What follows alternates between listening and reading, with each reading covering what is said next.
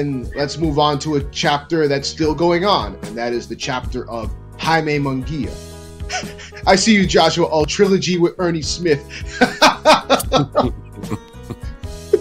The worst trilogy ever. Oh man. But yep, shout out to Joshua. Oh, that got me laughing. But let's go on to somebody whose chapter is still being written, even though I feel like his chapter right now is in writer's block, and that is the same chapter. Like, yes.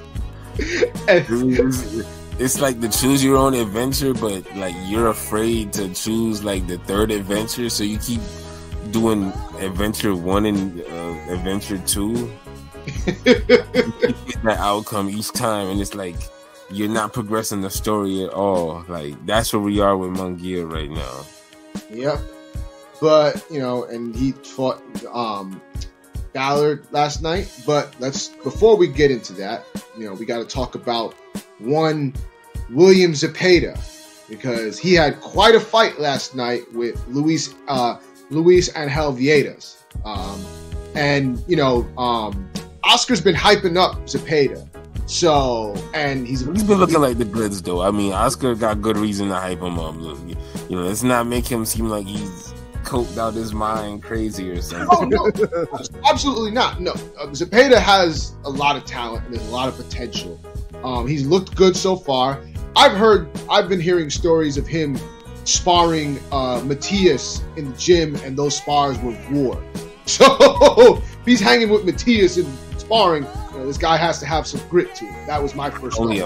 Imagine, like, that gotta be like them prime Zab Floyd sessions. Like, you're witnessing greatness watching them sessions. Like, people really work. But, if somebody saw William Zepeda fight for the first time last night against Vietas, it's a very interesting fight. I will say that. It was weird. That was a weird fight. It was a very weird fight. I mean, you can't be mad because of the end result, but it's just like the way we got to it was like, sheesh. It wasn't enjoyable. It was like a chaotic, like, a lot of fuckery. It kept my attention. It was just a lot of weird shit going on in that. Yeah, it was a lot of weird. Like, I mean, round was weird enough. Yeah. You had a knockdown, a point deduction, and a motherfucker did a Jean-Claude Van Damme split. Like, I was like, what the fuck? Like, that's all in one round. Like, that's enough for like 3 fights. Like, I'm like, what the fuck is going on? Like, he definitely did it. The underdog scored the knockdown. Yep. And that was like, oh boy. People were like, uh-oh. People like, once somebody gets hyped up and then they get knocked down or have like a little bit of an issue, it's like, oh boy. If he gets dropped. Twitter's gonna have a field day with that. But he knocked down Vieira, 3 times. So, what I'm saying? He definitely, but it was just, that ending was fucking like, it was like, it started with fuckery and it ended with fuckery. I'm like, what the fuck is going on? Like, hit him with a damn body shot and fucking hit him low when he was on the canvas. I was like, oh boy. Yeah. And it was like really blatantly low. It was blatant. That was obvious blatant. Like, that was borderline DQ low. That should have been honestly a DQ, honestly. And honestly, I wouldn't even blame the ref, because remember, he DQ'd him in the first round. Like, he took the point away. I'm sorry. He took a point away in the first round. Yeah, he did. But I mean, the thing with Zepeda, like King P said, that's a good point. If you didn't watch many of the Zone cards or Golden Boy cards, you saw them. Because I've heard people say Zepeda can beat the top guys at 135. We just heard Oscar say that he could beat Devin Haney. He could beat Haney, yeah. Like, so, I mean, and Devin Haney even commented, last night, and he's so this is the guy you said could beat me? Like, he's having a laugh over it. So, I mean, it was definitely a fuckery-filled fight. I don't feel like his stock went down at all. No. But somebody's like, people are gonna look at that as a weird, like, night off at the office. Yeah. So there's certain boxers out there that are punchers that you know they would have went 12 rounds with this guy. Yeah, Latin Billy Dib. Yeah, I mean that guy had 11 losses. You know, I mean he got some people say the drop was questionable, but that was a clear drop. I mean, yeah, no, but I mean, all in all, I still want to see Zepeda again. You know, I don't think they're gonna put him in there yet with a guy like Haney. I don't even think Haney would take that fight now because he'll probably move up and he can't really barely make the weight. But Zepeda has the potential to make it interesting. I will say that with some of these guys. So it's a matter of where he's going to go from here. I like Zepeda JoJo. That'd be a good fight. Oh man, y'all try to kill JoJo. Like you gotta fight all the fucking people. Like what the fuck? Like come on. Like what's good? JoJo. Like, let him throw him out Ryan Garcia or somebody, or Isaac Cruz or somebody. So you really high on Zepeda? Yeah, Zepeda's a killer. He's a killer. And shit, Haney honestly should be like, I give him a title fight or whatever, and beat him and then move up. Like that should be dope. Yeah. So that was interesting. We'll see what Zepeda looks like going forward. Definitely still it's gonna be interesting to see how he gets matched up and where he goes. But you know what I'm saying, we get to the main event, of course, and that's Munguia, the guy who's still in a circle. But you know, D'Mitrius Ballard it was an interesting fight. It started off slow. He's saying not much from Munguia, the first round. You know what I'm saying? Ballard was circling around, jabbing. I'm like, okay, we'll see how long this can last. Doing a good job of avoiding Munguia until the second round. Munguia I already knew what that was going after the second round. Once Munguia found the target and he's closing the distance, on Ballard, like, okay, he's gonna find him eventually. And sure enough, next round, bam, vicious left hook, dropped him, and Ballard was done. there was no coming back from him. So it's like Ballard, honestly, the odds were super justified in this. And you ain't see me with no upset prediction on this one. It's like you wanted to see an upset, you wanted fuckery, you wanted to see Munguia tested because you're tired of these lateral movement type fights. When I say lateral move, like the fights that don't take him any further in his career, they just do the same thing over and over. Yeah, so you wanted Ballard to perform over his ceiling, but he couldn't. And the odds, I think he was 15-1 underdog. Like everything was justified. It looks like he pushes his punches. His punch snap or force to him. I don't know. It's like he doesn't use his size. That looked like one of Munguia's easiest fights ever, and this is a guy who was who's undefeated with a good record. Yeah, it didn't look like they should have been in the ring together. The levels were there. Come on, let's get it. He's fighting the wrong D'Mitrius. That's all. But I think it was funny because the post-fight comments were a little interesting because he had to address the incident that was caught on video where he was like, it looked like there was a video of him after the weigh-in where it looks like he's almost like out of it, fatigued, like he's damn near about to. Yeah, he looked dehydrated. And he was asked about that, and McGee was like, "No, I'm fine. I didn't feel faint or anything. I just wanted to lay down and catch my breath." And I'm just like, "Okay, that's a little weird to catch your breath in the middle of a damn crowd, laying down." I know. That's a weird place to catch your breath, man. So that was weird. That was the first comment that that was a little weird. And then Mannix was trying to push. Mannix was trying to push the button on, what are you going to do next? You know what I'm saying? You're going to demand a championship or a big name guy. And when he is just like, I just want to, he just wanted to just avoid that and talk about, headlining in Mexico and, just avoided the question completely. And it's like, see, this is where it comes down to.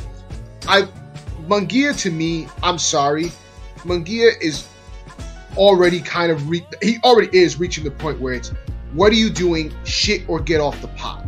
Because we're not going to deal with this for much longer. This Ballard, he did that like 3 fights ago. I'm being generous. I don't know if it's Oscar not knowing if he's ready or not, but like he's, you know, not. I don't know if he's being selectively matchmaking, but he's one of the biggest quote unquote ducks that we have because he's been a Mando for 2 years for Andrade. Well, to be fair, I mean, I don't know. To be fair, the one thing I will say is, Golden Boy isn't his main promoter. I think doesn't he have another promotion? I forgot what they're called. Name of his promotions, and that they don't want anything to do with the Andre. They've been the one that's kind of shutting down the whole Andre fight because they want nothing to do with that. So I don't think we're gonna see that. I think we're kind of just it's Zamfir Promotions. Zamfir Promotions were like kind of adamant of like not wanting that fight for Munguia, the Andre fight. So damn, hold on, weren't they the ones that used to promote Canelo too? I think they were at one point. None of them niggas they don't want shit to do with Andre. Damn. Like they wanted the Golovkin fight, but now, you know, they want nothing to do with Andre. So it's just like, what is he feet with the Golovkin fight? Because honestly, I feel like if they really wanted that fight, we would have got that fight last year, and we wouldn't have to wait for this whole Murata bullshit. Yep. But it's like, it's to the point where it's like, Munguia's career right now for me is directionless. There's no sense of direction. They have like, what are they like? What is their end game? Where are they trying to go? There is literally nothing. It's like just basically just stuck on chapter 1 still. Like, it's ridiculous. They need to they're talking about the Adames fight. It's like, okay, but like you're in a mandatory position. Why are you not trying to fight for the title? Like, he's trying to find the easy way. I mean, he's not, you know, he's trying to. It's bullshit. Like, you're a mandatory for WBO, and you're at the top for WBC. Like, make those fights happen. It's just but why he even fight Adames right now? Like, why he even fought Ballard? Like, that's what I'm wondering too. At least Adames. What was it? Ballard replacement? I thought he was a replacement for somebody. Was he a replacement? Oh no, I think he might have been a replacement. The Adames fight wasn't supposed to happen now, was it? I don't remember off the top of my head. I'm saying, why couldn't he just fight him? Yeah, no, I agree. Like, he could, they could have just gotten that fight over with and just put yourself up the ladder and force something, do something. Like, it's just frustrating, honestly. Like, it's starting to make me question Munguia and his team. Like, are they? I feel like they're just waiting for a vacant to open up to get an easy shot. Exactly. They're waiting for Charlo to move up. He's pretty high up on WBC rankings, so they're probably waiting for Charlo or Andre to officially drop the belt easily. And I can't respect that, honestly. It's trash. It's whack. So, I don't know. It's just it's a lot of bullshit. But you know what? Hopefully they get their shit together, because nobody wants this anymore, of these meaningless fights that don't mean anything for Munguia. Like, the guy's 25 years old. A lot of people still have a bad taste in their mouth from the Rosado fight. They didn't think he looked good at all. So it's just like, people are starting to really question Munguia and okay, is this thinking this guy's not going to last long when he gets to a top fighter. So I don't know, but we'll see how that. He's doing that himself, because every time he looks ripe and he looks ready, it's like, and you say, okay, the next fight's gonna be the fight. He fights the same level fight, or he fights a Rosado, and someone kind of sticks around a little longer, and then now you start asking more questions like, what if an elite fighter was that tough, or some shit? That's what I'm saying. It's like they keep adding chapters to the book, but they don't want to turn the page. All right. So let me ask you this, guy. Let me ask you this. Let me ask you both this. If you were if it were up to you, if you were in the position to do something, what would you have Munguia do? What do you think is the best move that he should be making? pilot. I've been said that him and Andre would have had one of the fight of the year candidates if they ever squad up. So that's a fight they should have been made. At this point, I mean, 160 is a wasteland. It seems like. I mean, a couple years ago, it seemed like it was a wasteland because he's not making the right fights. No, I mean, all these guys are in different bodies. Like, Charlo and Andre should have been fighting years ago. So it's just like, so much missed opportunities with 160. They ain't stopped Canelo and Plant. Yeah, that's true, but Canelo, Canelo make the money work on that, So I mean, Munguia, dude, do you remember how big the crowd was for the Rosado fight and all his other fights? No, Munguia is a draw. I mean, Mexicans love boxing. Yeah, that's what I'm saying. Like, Munguia is an A-side. Munguia could do what he want. The boxing media ain't holding him accountable. They're using him being kind of looking young, and also his trainer in Torres, but still, it's been a while. There's been like 4 or 5 fights he's been with Morales. You know what I mean? They gotta stop using that one. Facts. I mean, I do like I feel like he has improved with Morales, but it's just like you saw him at the Toriano Johnson fight. Yeah, it's just we got to see how this is gonna go. What would you do, LB? Like, what do you think is the best move for him to make? Like to further him, to get him higher up. Number one would have been fight Andre. I agree with that. I feel like that's the fight that should have been made because Andre was looking for fights. Andre's not doing anything, unfortunately. They're fighting on the same platform. Yeah, then that's not his fault. I'm not blaming Andre. Like, there's a lot going into the whole thing, so it's not fair to just blame to just say, oh, well, it's Andre's fault. There's a lot that goes into it, so I'm not going to sit here and put it on him. At the same point, like, he needs a fight. Munguia needs a name. That's an easy fight. So it's like, but Munguia didn't want that. His promotion didn't want that. Now it's funny because what's his name? Zanabek that they're in negotiations for with Andre because Andre might be moving up, and Zanabek was looking like Munguia's easy work. Like, I saw that comment. He's like I would take that fight if Andre moves up. Like, do that Kazakh style fight. Like, come on, do something because that would be an exciting fight. So yeah, if you didn't take Johnny, but I would take I would see what's good with Adamus. Yeah, basically that's the most realistic fight. So I mean, there's just a lot of questions, and we need answers. With this whole Munguia dilemma, like they need to come up with something because everybody's tired of it. So let's move this on and just get further Munguia's career and not have him at standstill. He's on he's still on the second level of Super Mario World. Like, next level. Come on, let's go. Get into the next castle and move on. Like, come on. Like, shit, can this motherfucker go up the staircase already?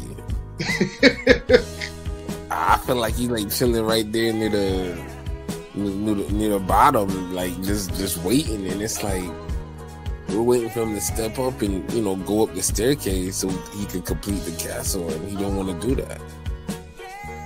Like, yeah.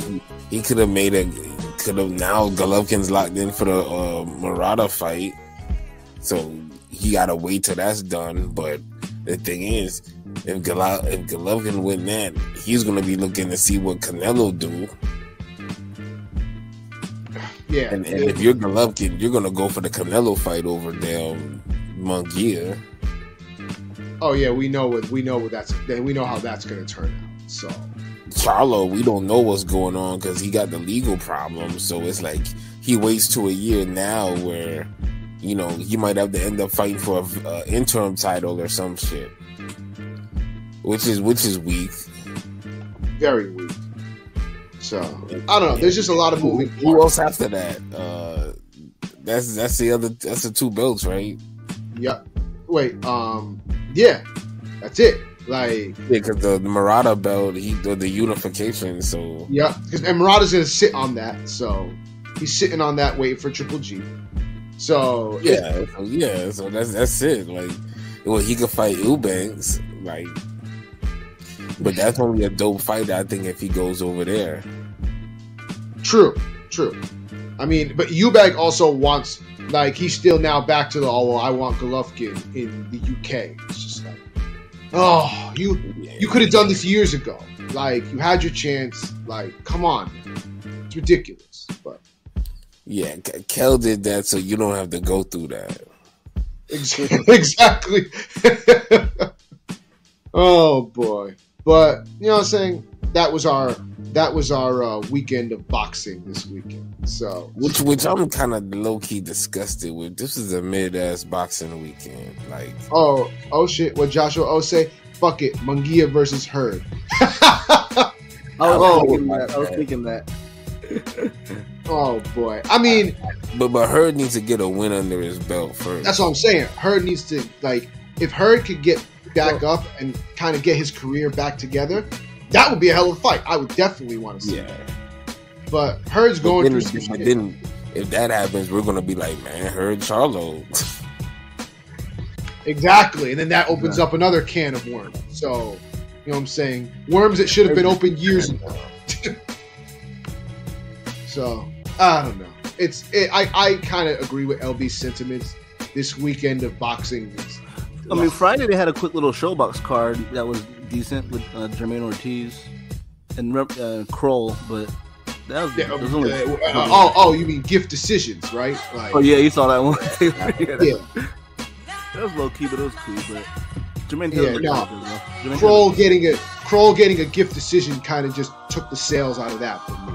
Yeah, that was trash. That was disgusting. So, you know, I kind of agree with LB's sentiments. This weekend of boxing was kind of moving on. And, you know, we can just forget this weekend happened. Exactly. Now let's see what the next weekend is, and hopefully it's more memorable. But